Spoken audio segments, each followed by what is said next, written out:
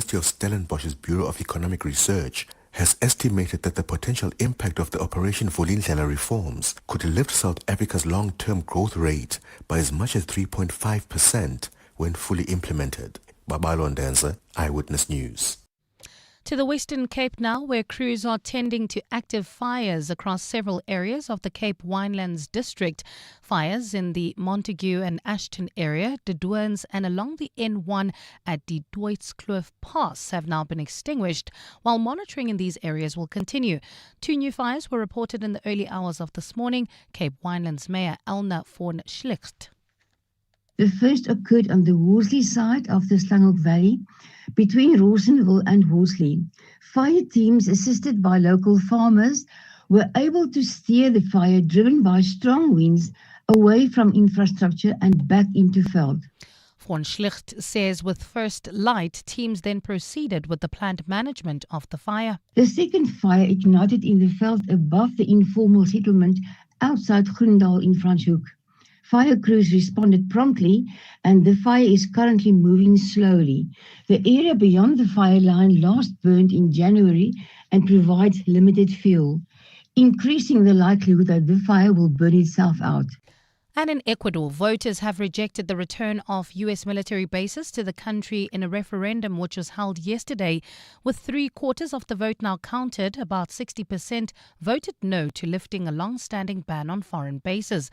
The rejection effectively blocks the U.S. military from returning to an air base at Manta on the Pacific coast. The vote comes against the backdrop of U.S. military airstrikes against alleged drug smuggling boats in the Caribbean as well as the Pacific. Gold is trading at $4,057.46 an ounce. The rand is at 17.08 to the dollar, 22.48 to the pound, 19.84 to the euro, and Brent crude oil is at $63.78 a barrel. In Winchester Hills, the N12 eastbound is closed off to traffic. That's heading towards Alberton, Germiston. Due to an earlier accident just near the Kliprivier Drive off-ramp, so expect heavy delays as you leave Soweto all the way from the Uncle Charlie's interchange. There's also slow-moving traffic leaving the Joburg CBD. That's on the M2 westbound between Heidelberg Road and the Crown interchange, while in the Mother City, we still have slow-moving traffic on Jacques Gerwel Drive between Voortrekker Road and Viking Way.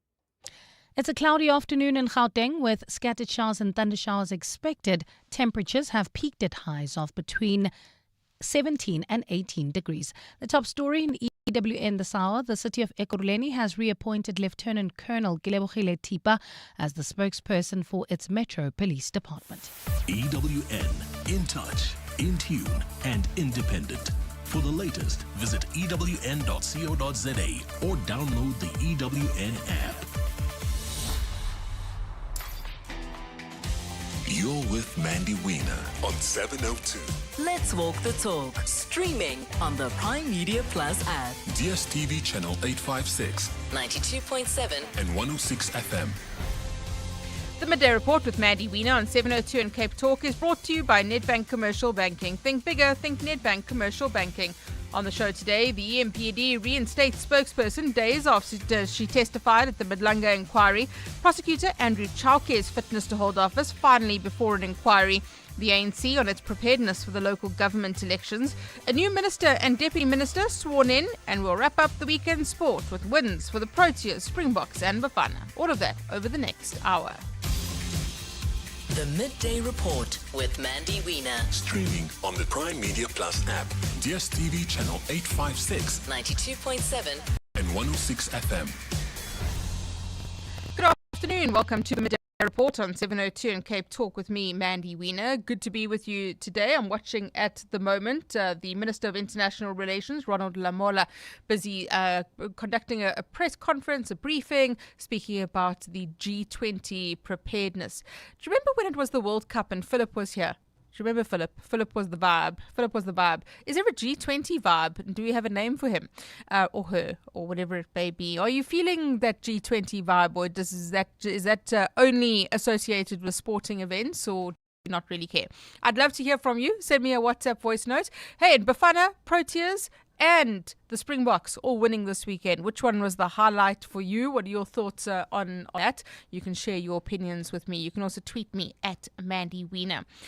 So when the Madlanga inquiry was announced, there was a clear direction from the president that he wanted there to be immediate ramifications. So they didn't want to wait until the end of the Madlanga inquiry before criminal charges were brought or any kind of developments happened. They wanted it to happen in parallel. And that's happening. We are starting to see dominoes falling, various implications of what we're hearing. Well, a statement today that the Ekurhuleni Metro Police Department's media and spokesperson department, the Media and Public Relations Unit, has been reinstated. And Ekurhuleni Tepa, who was testifying at the Madlanga Commission last week, has now been reappointed as the spokesperson. You'll remember she told the Commission that the media unit got into a huge amount of trouble with the management of the city for the way that they dealt with inquiries around the blue lights. Remember the blue lights that were allegedly given to Vusimuzi Kat Matlala on the instruction of Brigadier Julius Mkwanazi. Well, she spoke about how there was fury and outrage at the way that their media department dealt with that. So now she has been reinstated, and that Media and Public Relations Unit has been reinstated as well. Well, let's speak to Pakamile Mbengashi, who's the spokesperson for the city of Ekurhuleni, who joins me now. Pakamile, good afternoon to you. Thank you very much for your time. Why has the Media and Public Relations Unit been reinstated, and why has Ekurhuleni Tepa been given her job back? Good morning, Mandy, and good morning to your listeners. Just on a lighter note, I think in the city of Ekurhuleni, there is a G20 vibe. We will be hosting the social summit tomorrow, so we're quite excited. I'm happy to hear that, because there's a lot of focus on Joburg, so good to hear that. Yeah, to get back to your question, thank you for the opportunity.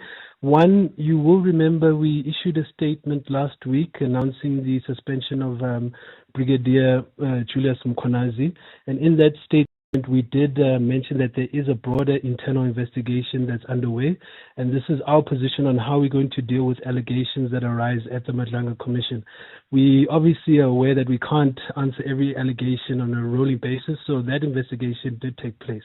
And in part of our internal review, the issues of the Media and Public Relations unit in the EMPD was brought to the fore, and the newly appointed city manager, Mr. Larutla, said that this is an administrative matter that can be resolved quite quickly, and the decision was taken to reinstate the unit and Ekurhuleni as a spokesperson.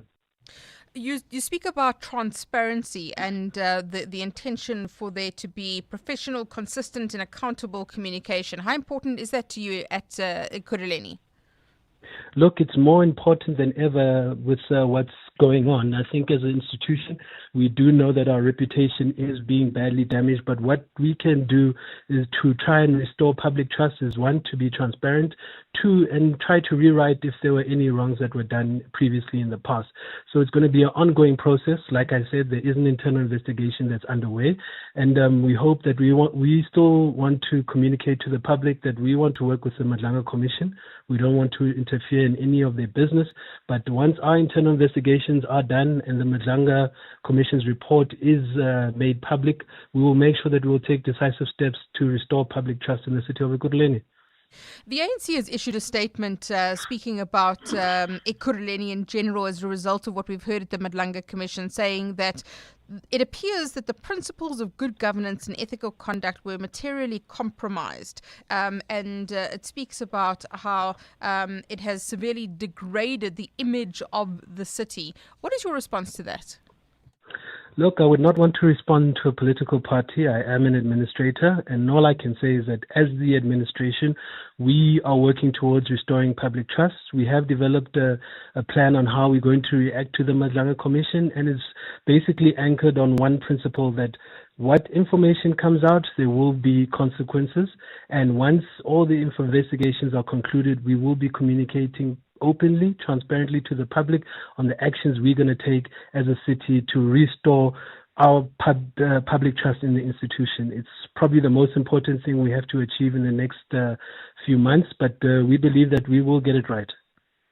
Pakamile, thank you so much. Pakamile Mbengashi, spokesperson for the city of Ekurhuleni, speaking to us there. So a pretty big development if you've been following the Madlanga inquiry, that Kelebogile Tepa has been reinstated as the Ekurhuleni Metro Police Department spokesperson. That media and public relations unit has also been reinstated as well. And this is on the back of that testimony, a tearful testimony, explaining how she was threatened, she was harassed, she was forcefully removed from her position.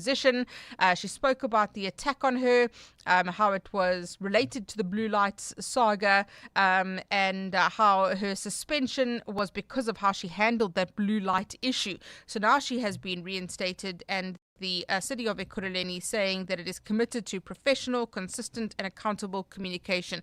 Do you agree that the image of Ekurhuleni in the EMPD has been eroded as a result of these this testimony that we've been hearing about Ekurhuleni and the EMPD specifically? Has it impacted on your view? I'd like to hear. The Midday Report with Mandy Wiener on 702 and Cape Talk is brought to you by Netbank Commercial Banking. See money differently. Well, let's go to the inquiry now. Oren Singh, EWN reporter, is following that for us at the moment. Major General Motsepe is the component head for serious and violent crime investigation, currently testifying. Oren, good afternoon to you. Before we get to that, quite significant that we're seeing dominoes falling as a result of what happens at the Madlanga inquiry, that there's direct impact, as we've seen in Ekurhuleni.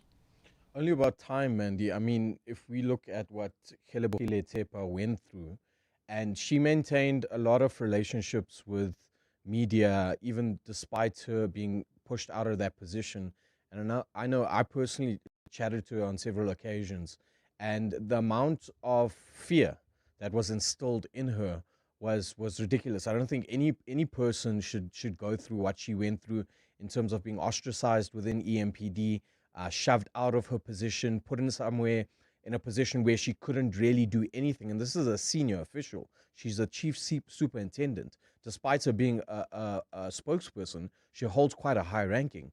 And she's contributed immensely to the gain of EMPD. And to see her being shoved out just because she was trying to do her job is something that I think that the whole city of Ekurhuleni should look at, council members, and take heed of, and that's obviously something that they've done today. So I welcome her reinstatement as spokesperson of EMPD.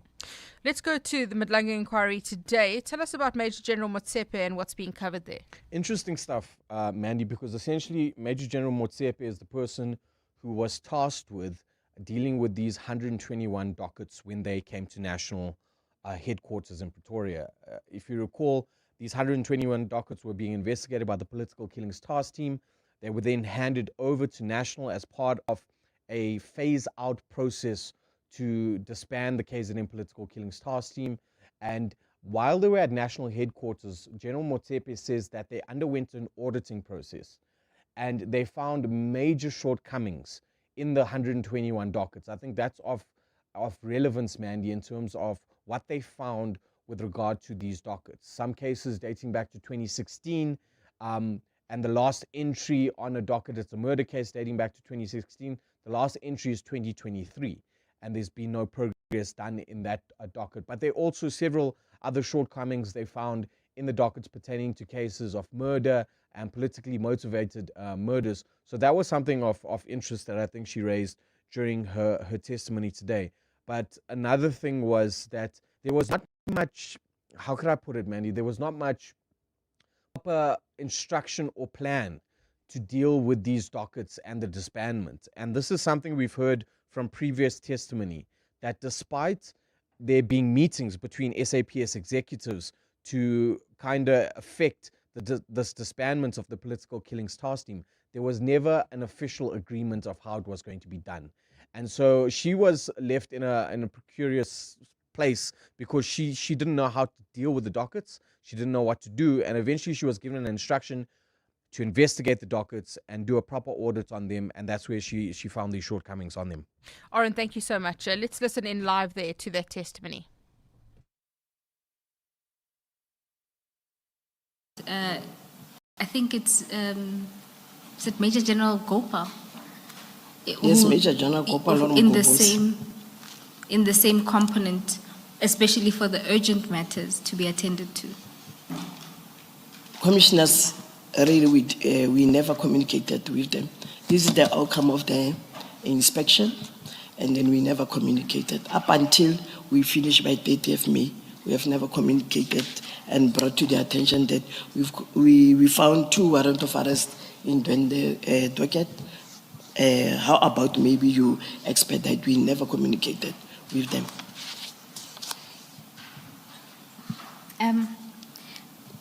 General, we're going to move to the next topic, being the allegations of defeating the ends of justice. And there you speak about a visit.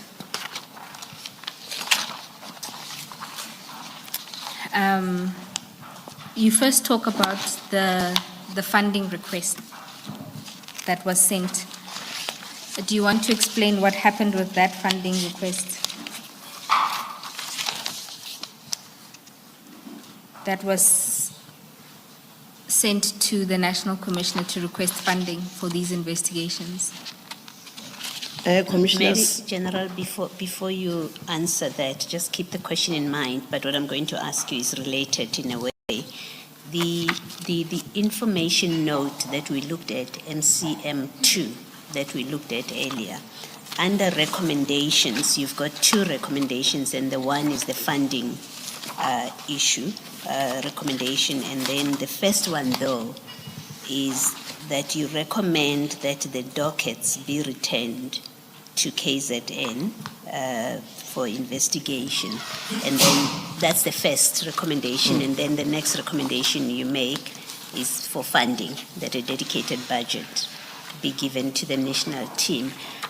Why, in your thinking, was that the first preference, your first preference, that the dockets be returned to KZN? Well, why was it your first preference? Commissioners, in this one, I was recommending that if maybe we are not going to get the budget, let the docket go back to their where they belong, because the PKTT already got funding, or they are budgeted, inclusive of this 121 docket which are under investigation. And then the next recommendation is the one of the funding from the National Commissioner. Is Major General Motsepe, the component head for serious and violent crime investigations, speaking there about those dockets, the dockets that were moved and moved back again from the PKTT back, and explaining why her advice was that.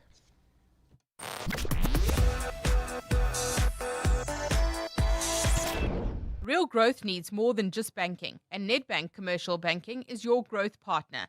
Their team of industry experts understand your business and its potential, offering insight to help you see opportunity where others see obstacles. Because when you can see what others don't, you can do what others can't. Think bigger. Think Nedbank Commercial Banking. See money differently. Nedbank is a licensed FSP and registered credit provider. T's and C's apply. The crazy store's got deals galore and everything you need. From tinsel presents, wrapping, and a star for your Christmas tree. We've got all sorts of games and sports, many toys to buy. Stationery, arts and crafts, come on and don't be shy. No need to panic shop, we're your one-stop Christmas spot. Your table will be dressed and you will not be stressed. When Christmas Eve is here, you'll want to sing and cheer. I got everything at the crazy store and I can't wait for next year. Hey, you never know what you might find this Christmas. This festive, when your family gathers, feed them the Nando's Festive Fill-Up meal. Feed Auntie, who's in charge of the key to that storeroom. And feed that niece that makes the strict grandparents do TikTok challenges. Huh? And that cousin that watches the same movie that comes in part 1, 2, 3, 4, and many more. Yeah, you can feed it too. Gather them all for the Nando's Festive Fill-Up meal for only $3.99. Eat at Nando's and pay 40 Rand less. Nando's, oh, what a place. Click season is different from any other ho. Oh? Yes, here's why. Mix and match any 3 festive gifts with a purple sticker. Oh. And get the lowest one free. Oh. With the famous Clicks Purple Sticker promotion, it's oh. only at Clicks. Feel good, pay less. Deals valid until 24 December or while stocks last. T's and C's apply. Let's count backward. 5. Insurance. 4. Pineapple. 3. Insurance. 2. Pineapple. 1. You're under. Pineapple FSP 48650 is underwritten by Omart Insure Limited, a licensed non-life insurer and authorized FSP. The Midday Report with Mandy Wiener on 702 and Cape Talk is brought to you by Netbank Commercial Banking. See money differently. 12:24 on the Midday Report. I started the show by telling you about that decision by the city of Ekurhuleni to reinstate the media and PR team and the spokesperson as well. We also have a statement from the ANC in ekurhuleni following the developments in the Madlanga Commission, saying that the principles of good governance and ethical conduct were materially compromised. And I asked the question whether you thought that it has impacted on the reputation of Ekurhuleni and on the EMPD as well. So we'll speak to the ANC in Ekurhuleni about that, but their statement saying that criminality and maladministration seem to have been enabled through wrong practices. The standing of the EMPD has been severely degraded. So has the image of the city. Public trust has been eroded, casting doubt on the city's commitment to fight crime and to ensure community safety. It does also appear that the EMPD was systemically weakened in order to create a conduit for wrongdoing. So really impacting on the reputation of Ekurhuleni. That's the argument of the ANC. Remember, of course, that there was a coalition government in Ekurhuleni. So the ANC saying in their statement, the 2021 changes in the council leadership equally resulted into the lapse of oversight by the DA coalition, with the then DA mayor and his mayoral committee being the beneficiaries of what has surfaced to be unscrupulous VIP protection. So how do you know that we're in local government election season already? I think it's pretty obvious that all of the fights around coalitions, any opportunity will not be missed as it's not being missed by the ANC. 702, the Midday Report, Monday to Friday. 12 to 1 p.m. We'll try and get through to the ANC regional secretary to speak about that in a little bit from Ekurhuleni. But in the meantime, Minister Ronald Lamola, the Minister of International Relations, is currently speaking about preparedness for the G20. I was asking whether or not you feel like there's a vibe, like we had a vibe for Philip.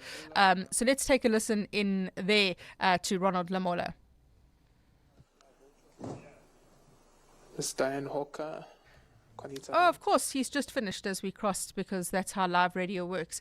Okay, so questions being taken now. Crispin Piri, who is the spokesperson for the minister, is taking questions from the media around the G20. I see the finance minister is also there, along with Ronald Lamola. So I'm sure questions will be taken there and then we'll take you back. But for now, Ronald Lamola has finished. So how do you feel about the G20? Is it something that you're starting to feel a vibe if you drive around Joburg? Or is it something that you're not really impacted by at all? Joe says, good morning, Mandy. I think the vibe of the G20 is not vibing like the World Cup did, simply because not everyone is involved in the summit. Hence, we don't have a Philip is here type of vibe. However, proud that we are hosting it and wish for a successful summit. That's from Joe. 702. 702. Mandy Wiener. Weekdays, 12 to 1 p.m. Also happening today, the Commission of Inquiry into Advocate Andrew Chauke's fitness to hold office. He is the Director of Public Prosecutions in Joburg. This has been years in the making. Khomotso Modise, EWN reporter, joining us now. Khomotso, good afternoon to you. Thanks for your time. Tell us about events at the inquiry today. Good afternoon, Mandy. been any events at the inquiry so far. We haven't had proceedings begin. And what we're hearing is that the parties involved, so these are the lawyers for Advocate Chauke as well as the NPA, they are all meeting currently to almost sort out the admin and the teething matters that may arise before the inquiry can begin. So we have not had a sitting. Advocate Chauke has been seated in this auditorium, really waiting for proceedings to begin. And I did try to have a chat with him a little earlier, Mandy, to find out what the delay may be. And he says he also doesn't know what the delay is. And so we wait. We're waiting for proceedings to begin at this stage. What are the expectations around this inquiry? And just remind us the reason that we're here. Well, this is an inquiry into Advocate Chauke's fitness to hold office. You may remember, Mandy, that there's been a lot of allegations against him since he assumed office in 2011. And the allegation that's been made, the main one, is that he's been quashing cases for politically connected people, for prominent individuals. And a number of those cases are said to be explored at the Commission of Inquiry. It's been alleged that he has been stopping prosecution or finding ways not to proceed with prosecution for certain politically connected individuals. One of those, or the allegation is that one of those is the former crime intelligence boss, Richard Mdluli. And the main allegation there regarding Mdluli is that Advocate Chauke had somehow found a way to stop the prosecution, his prosecution, in a murder matter. And that's going to be explored here at this inquiry. We're expecting testimony from National Director of Public Prosecutions, that is Advocate Shamila Batohi, who's going to be testifying on why she laid a complaint with President Cyril Ramaphosa against Advocate Chauke. As you said in your intro, Mandy, it's been months, years since that complaint was laid by Shamila Batohi and others. And we're going to be hearing why she believes Advocate Chauke is not fit to hold office. Khomotso, thank you so much. Khomotso Modise, EWN reporter, speaking to us there about the inquiry into Andrew Chauke's fitness to hold office yet to begin today. 12:30, time for Eyewitness News headlines. Thanks, Mandy. Good afternoon. The city of Ekurhuleni has reappointed Lieutenant Colonel Gilebogile Tipa as the spokesperson for its Metro Police Department. Tipa recently appeared before the Madlanga Commission of Inquiry, where she provided details on the alleged corrupt dealings of suspended EMPD Deputy Chief Julius Mkhwanazi. During her testimony, Tipa also revealed that she was assaulted at gunpoint and threatened to remain silent about the corruption that she had knowledge of. The ANC has released its guidelines for selecting candidates who will run for the upcoming local government elections. The guidelines outline the minimum requirements that ANC members must meet to qualify for seats in municipal councils. Amongst them is the requirement that all candidates must hold a matric certificate and have the necessary experience to make a meaningful contribution. And Johannesburg is gearing up for the G20 Leaders Summit, which is set to get underway this weekend. International delegates and other visitors are expected to gather at the Nasrec Expo Center for the two-day event. Authorities have successfully completed a comprehensive G20 safety drill, testing traffic management, emergency protocols, as well as coordination between Metro Police, the SAPS, as well as the Road Traffic Management Corporation. Those are the headlines. This EWN and more at 1 or as it happens. EWN Sport. Good afternoon, I'm Tolagile Mganga. Shukri Conrad has hailed Captain Themba Bavuma as one of the best batters in the world. That's after his match-winning innings that secured a 30-run win for the Proteas in their first test against India. Bavuma remains unbeaten in 11 tests as skipper, and his unbeaten 55 in the second innings helped his side set up a victory target of 124 for their hosts, who were bowled out for just 93. On Themba, I said it 2 days before the test match. Having our best player back is very reassuring for us. It brings a calmness. I also might have mentioned that in the last 18 months to 24 months, he's been one of the best players in the world, and he showed that again this morning and yesterday afternoon. An innings that he was clear on how he wanted to do it, went against the grain of everybody else in the match. That was the difference between the two sides, Themba's innings. Nigeria have failed to qualify for the FIFA World Cup for a second consecutive edition after a 4-3 loss on penalties against DR Congo in CAF World Cup qualifying playoff final. Meanwhile, Norway qualified for their first tournament since 1998. That's after Erling Haaland struck again in a 4-1 thumping of Italy. For Bafana Bafana, they finished their AFCON 2025 5 preparations with a 3-1 win over Zambia in a friendly.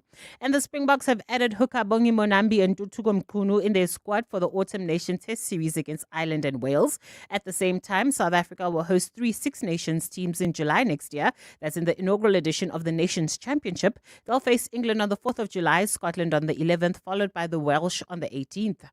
Tholakele Mganga, Eyewitness News Sport. EWN Traffic.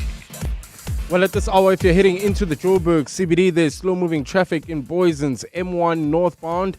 That's between Boysens Road and the Crown Interchange, and also coming through the Germiston area, heading into the Joburg CBD, slow-moving traffic on the M2 westbound between Heidelberg Road and the Crown Interchange. And if you are leaving the Joburg CBD at this stage, in the Crownwood area, there's slow-moving traffic on Main Reef Road between Anderson and Church Street. Also bumper-to-bumper traffic traveling through the Houghton area on the M1 southbound between Ethel Oakland and the Killarney Bends. In the Mother City, we have slow-moving traffic. This is on Jacques Gerwel Drive, southbound between Voortrekker Road and Viking Way. If you come across any other traffic issues, please WhatsApp us on 072-702-1702.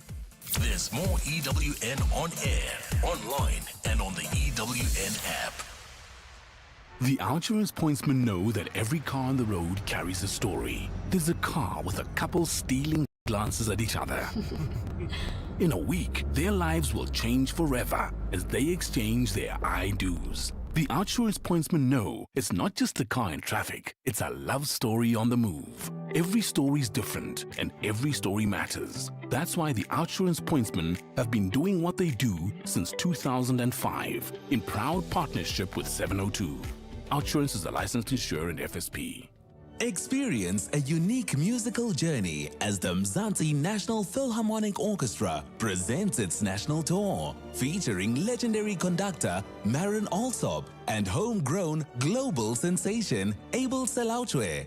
The program includes Selauchwe's Four Spirits Cello Concerto, paired with Rachmaninoff's Romantic Symphony No. 2.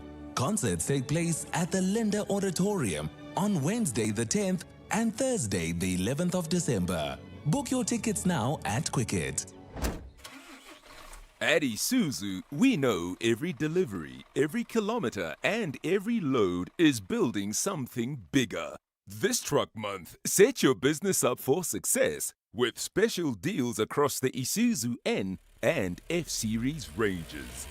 Don't get left behind. Speak to your Isuzu truck specialist or call 08600 Isuzu and secure your truck month deal today.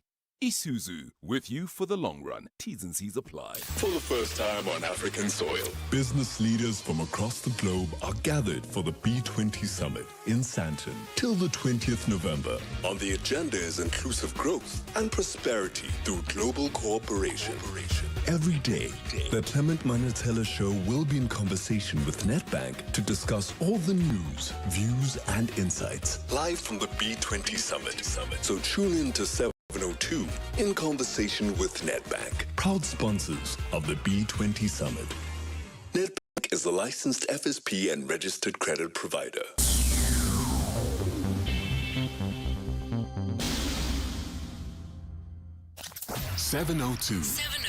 Mandy Wiener. Weekdays, 12 to 1 p.m. 12:37 on the Midday Report with me, Mandy Wiener. Let's go back to that briefing where Ronald Lamola, the Minister of International Relations, has been speaking, the Minister of Finance alongside him, and the Premier of Gauteng, Panyaza Lesufi, currently at the podium. Let's take a listen in. Team that has been working here in Nasrec. This looks beautiful. Thank you.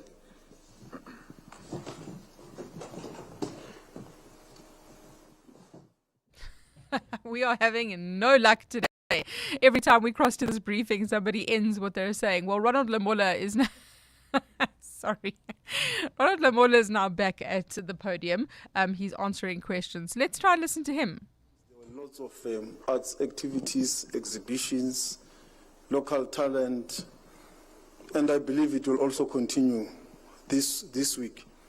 In terms of working group discussions, obviously, the issues related to the arts will be impacted by the digital and so forth, the working group, that it will also come from there. But as you have heard, the list of priorities that we have focused on. The G20 leaders' presence. At this stage, we have got confirmations that only 4 countries will not be represented at the head of state level. They will either be represented at the foreign minister level or Sherpa level, which is the level of representation at the G20 or ministerial level, at the level of the leaders summit. So it is Russia, Mexico, and Argentina. They will be present. It's just that they will be represented at the level either of the foreign minister or of the Sherpa. In fact, Mexico and Argentina will be represented at the level, at the ministerial level, foreign minister's level.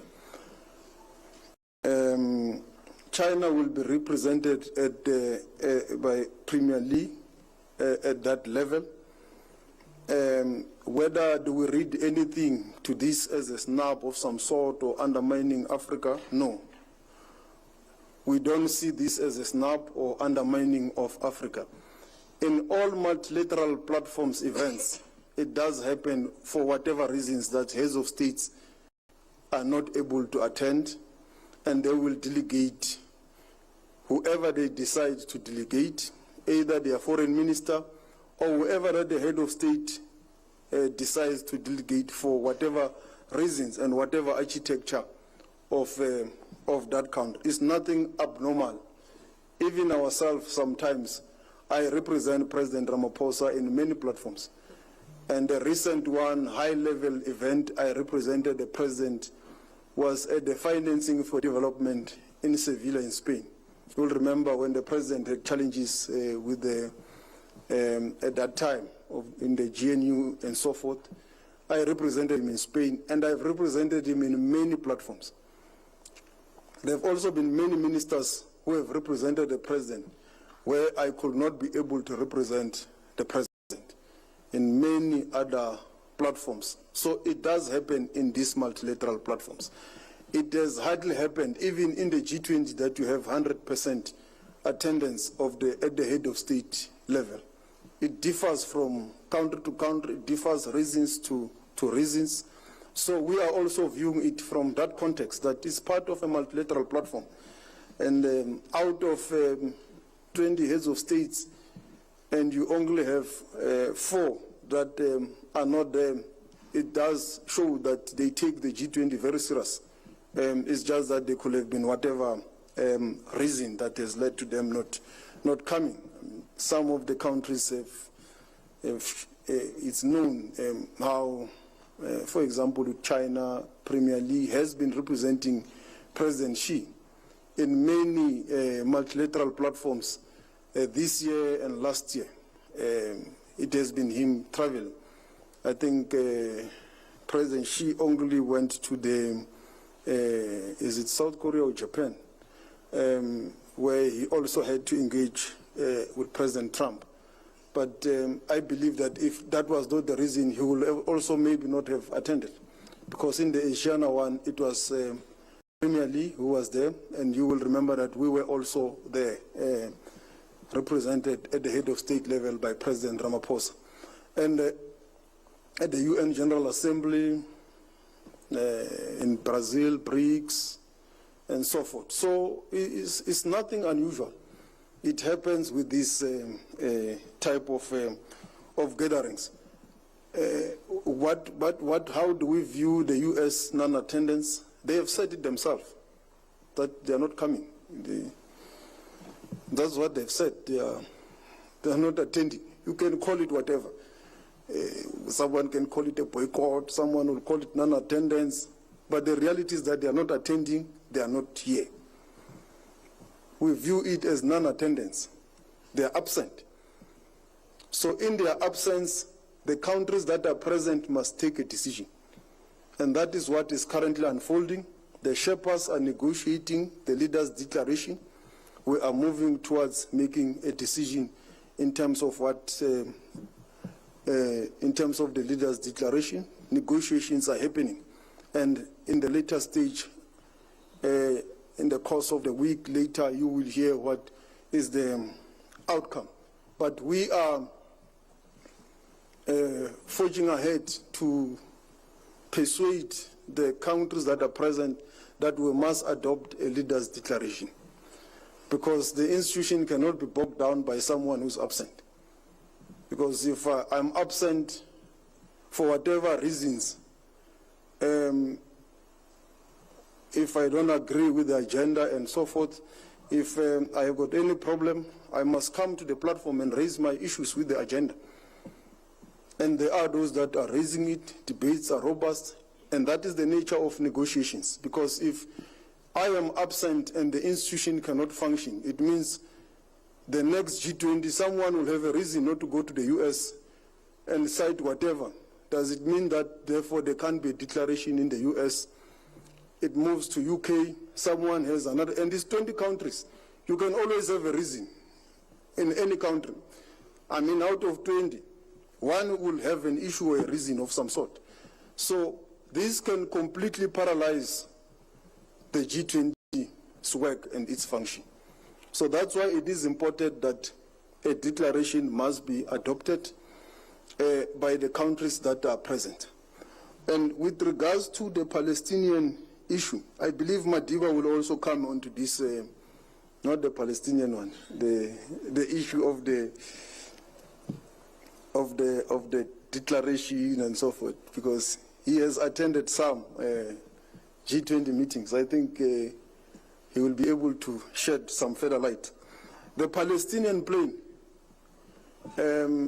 as to whether there is some shady work and so forth, indeed we are suspicious as the South African government about the circumstances surrounding the arrival of the plane and the passengers that were in the plane. And this matter is a subject of investigation. Minister Ronald Lamola, the Minister of International Relations, is speaking there. Important comments being made about who will be attending the G20. What is the South African government's reaction to the fact that the United States is not sending the president or any representative at all, very much playing that down. Ronald Lamola speaking there ahead of the G20, which will be held in Johannesburg this week. The Midday Report with Mandy Wiener is brought to you by Netbank Commercial Banking. See money differently. An ANC-NEC meeting at the weekend. I think the big reports have been around the suggestions that President Ramaphosa said that he will not be going anywhere, not be resigning. He challenges NEC members to force him to resign. But a briefing earlier today by Kgalema Motlanthe regarding the preparedness for the local government elections. Alpha Ramashwana, EWN reporter, is there for us. Alpha, good afternoon to you. Thanks for your time. Take us through what Kgalema Motlanthe had to say.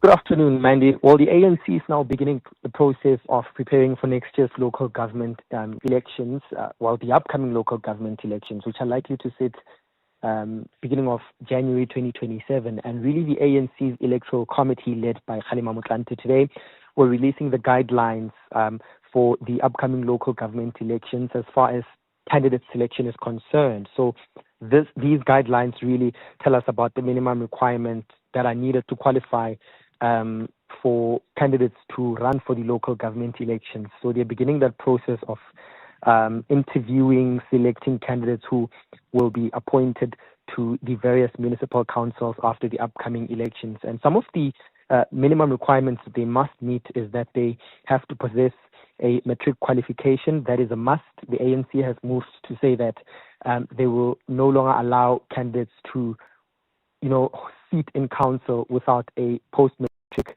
qualification, and unless there are exceptional circumstances which they can furnish to the organization. They must also complete the ANC's OR Tambo Leadership School, which is a course with 4 modules, which tells them about the brief history of the ANC, understanding government, building an organization, and really what serving in municipal council is all about.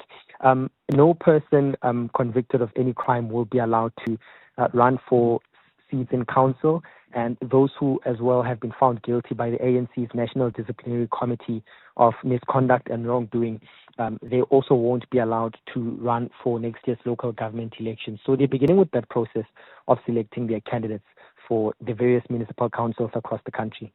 Alpha, thank you so much. Alpha Ramashwana, EWN reporter, attending that briefing by the ANC earlier today. The Outsurance pointsmen know that every car on the road carries a story. There's a car with a family driving to their new home, carrying boxes stacked with plates and toys and memories. The Outsurance pointsmen know it's not just a car in traffic, it's a new beginning, a fresh start on the move. Every story's different and every story matters. That's why the Outsurance pointsmen have been doing what they do since 2005 in proud partnership with 702. Outsurance is a licensed insurer and FSP. What do partners of the Gates Foundation do when facing the world's toughest challenges? They keep going.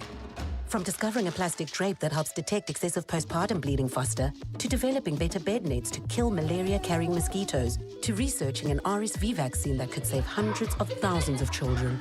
For every problem, there are people who prove that progress is possible. The Gates Foundation, partners of human potential. Learn more at gatesfoundation.org/keep going.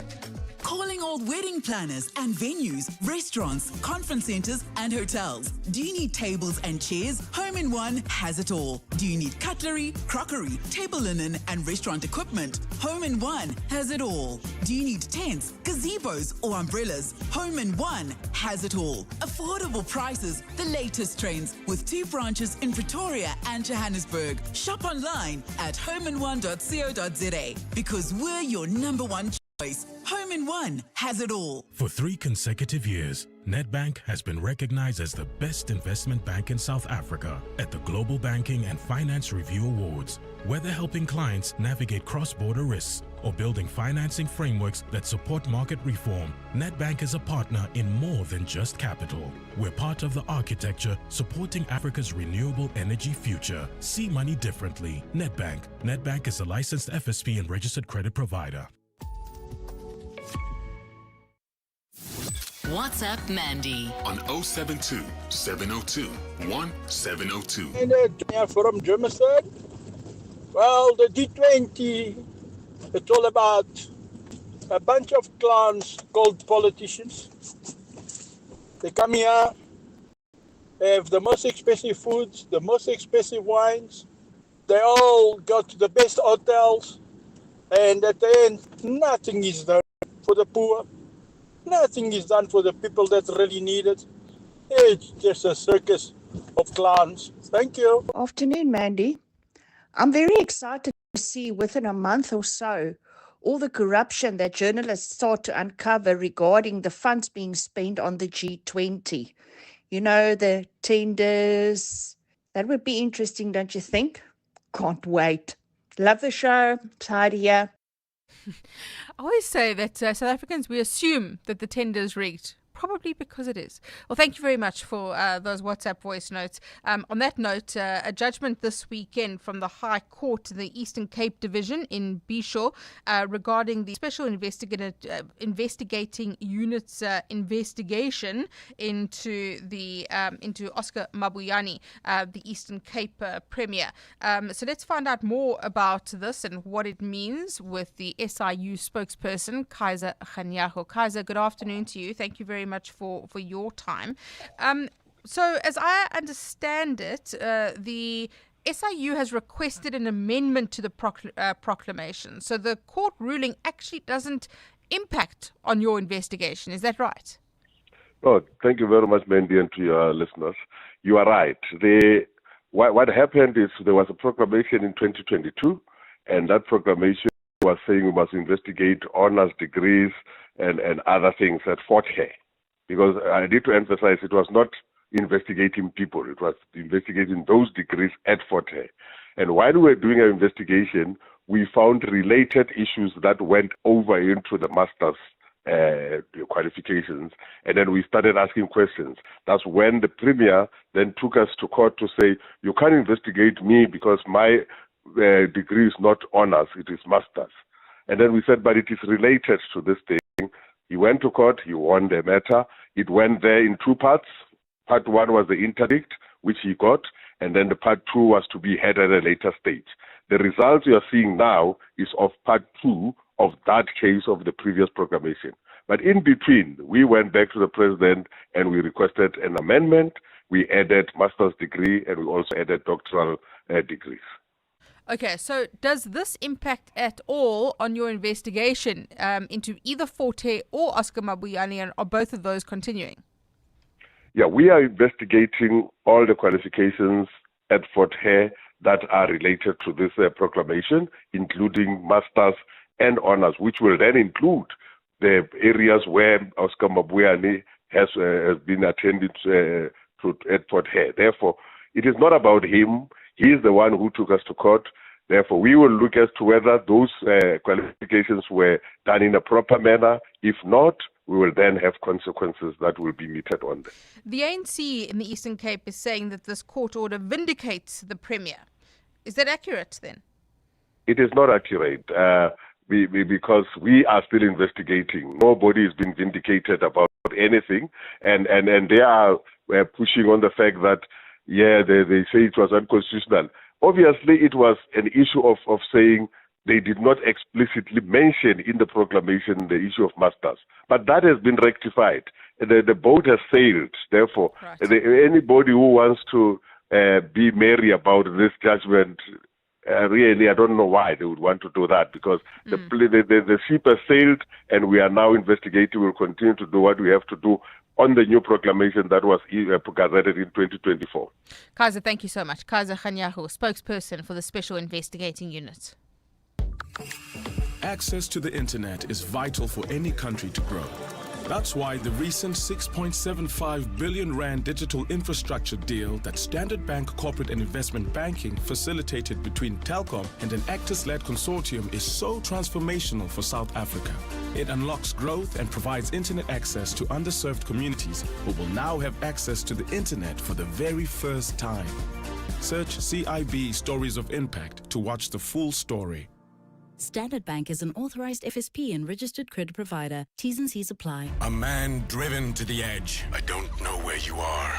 I don't know who you're with. When his beloved takeaway was taken away. I will look for you. I will find you. And I will eat you. It's the summer of stars at Simply Asia. Stand a chance to win a Toyota Starlet when you spend 200 Rand or more on our famous flavors. Order now. Simply Asia, connecting the Thai-way. You know what success looks like. Now discover why focus is the driving force behind every success story. Catch 702 in conversation with Momentum on The Money Show with Stephen Krutters every Thursday, discussing the science of success. Step into the mindset of top financial achievers and discover how your thinking, behavior, and focus can shape lasting financial success. That's 702 in conversation with Momentum. Thursdays on The Money Show with Stephen Krutters. Momentum, your journey to success on 702. Momentum is an authorized financial services and registered credit provider. Sports Wrap. Sports Wrap on 702 and Cape Talk. Joining us for Sports Wrap is Kieran Thompson, EWN sports reporter. Kieran, good afternoon to you. Thanks for your time. Wins for the Proteas, the Springboks and Bafana. And, as a listener has pointed out to me, the South African ladies sevens team beat Kenya in the final of the African Nations this weekend. So well done to them. Kieran, your pick, which of the national teams stood out for you this weekend? Good afternoon, Mandy. What a wonderful weekend it was of wins for our national teams. I think the one that definitely stood out the most for me was the Proteas win in India. First time we've won a test match in India in 15 years, if memory serves correctly. It's kind of becoming somewhat of a theme of test matches between the Proteas and India that doesn't quite, it's prescribed to go 5 days, but it's about 2.5, 3 days. So it's very cool to see that bounce of the ball went in South Africa's favour, especially in subcontinent conditions. Yeah, I have to agree with you. Beating India for the first time in 15 years at Eden Gardens, I think, remarkable. And Themba Bavuma still yet to lose a test as captain. It's unbelievable. Your thoughts on the Springboks this weekend and that red card? Yeah, the red card, I won't say too much more about it. I mean, everyone in this country probably feels the same about it. Quite unfairly hard done by. A lot less red than Loet the Jager's one from the week before. But to show the type of grit that we did, I mean, we obviously played a lot longer with 14 men than we did the week before against France. I mean, we managed to at least played majority of the first half with 15 men against France. So it was always going to be difficult for the Springboks, being down to 14 men for essentially 70 minutes. But the longer it stayed goalless or scoreless in that game, I think the more it benefited us. And obviously with the deadlock being broken after half an hour, and Italy missing the amount of kicks at goal that they did, it just gave the world champions too much impetus to try and get their noses in front. And once you do that, or once we do that, it's very difficult to stop us. And then lastly, Bafana. Oh, what a performance. So I was mostly impressed with Sipho Mbule, who he provided two assists. I mean, he's gotten a little bit of flack recently for not pulling his weight in terms of goal contributions, but I think he was really pivotal in our performance against Zambia. Kind of a throwaway game. I mean, it was a friendly after all. It was nice that Tebogo Mokoena also got his 50th cap, but all systems go towards AFCON now. I'm sure we can do something big. Let's hope. Kieran, thank you so much. Kieran Thompson, EWN sports reporter, wrapping up the weekend sport for us. 7:02, the Midday Report, Monday to Friday. 12 to 1 p.m. Well, thank you very much for joining us. That press conference is still underway with the various ministers and Premier Panyaza Lesufi ahead of the G20. That's going to be the story of the week, no doubt. The Midday Report with Mandy Wiener on 7:02 and Cape Talk is brought to you by Nedbank Commercial Banking. Think bigger, think Nedbank Commercial Banking. It's 1 o'clock. This is EWN. Axed EMP spokesperson reinstated by the city, and Johannesburg is ready to host international delegates for the G20 summit.